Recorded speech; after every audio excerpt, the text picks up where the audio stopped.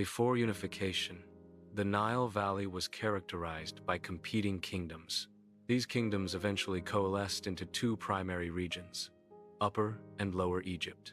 Upper Egypt was located in the south and consisted of a narrow, fertile strip along the Nile. Lower Egypt was situated in the north, encompassing the expansive Nile Delta. The Nile Delta in Lower Egypt was characterized by its broad and marshy landscape. Upper Egypt's culture was significantly shaped by African influences. The white hedged crown symbolized Upper Egypt's distinct identity. Nekbe, the vulture goddess, was a prominent symbol in Upper Egyptian culture. Upper Egypt preserved unique traditions and societal structures.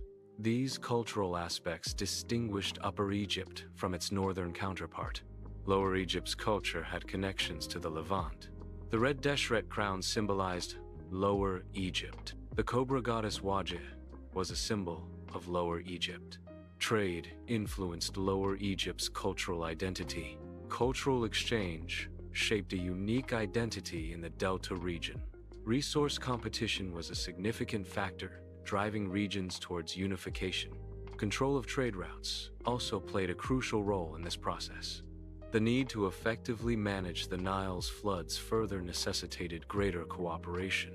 These practical concerns led to the development of centralized control. Narmer was a powerful king, originating from Upper Egypt. He ruled from Thinis, a city located near Abydos.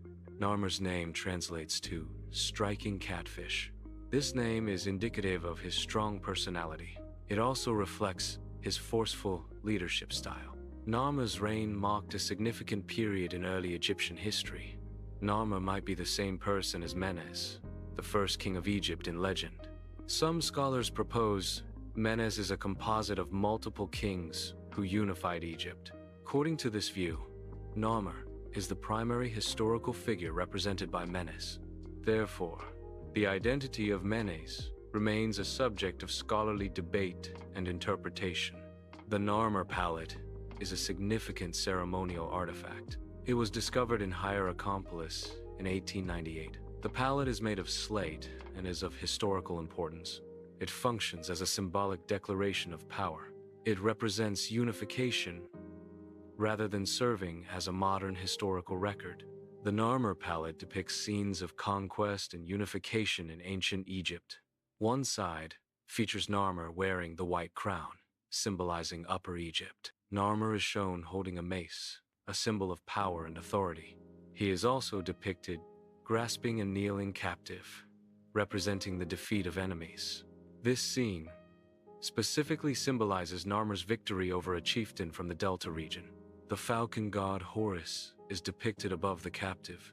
Horus holds a rope, symbolizing control and dominion. The rope is tied to a papyrus stalk, a symbol of Lower Egypt. The papyrus stalk emerges from a human head, representing subjugation.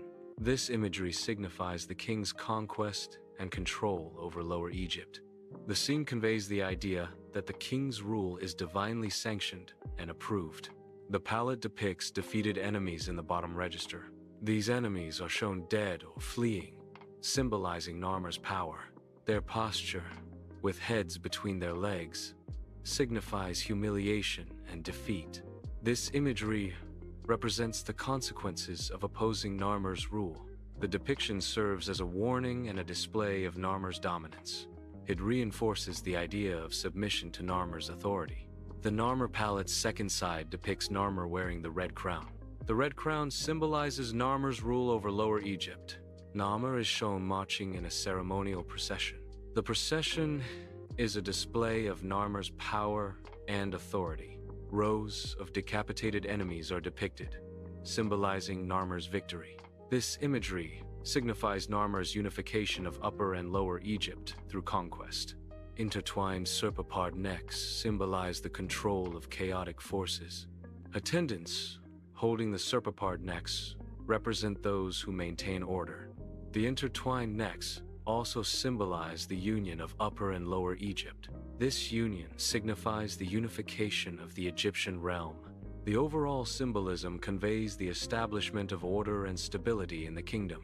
The palette depicts a bull, symbolizing the king's fury and power.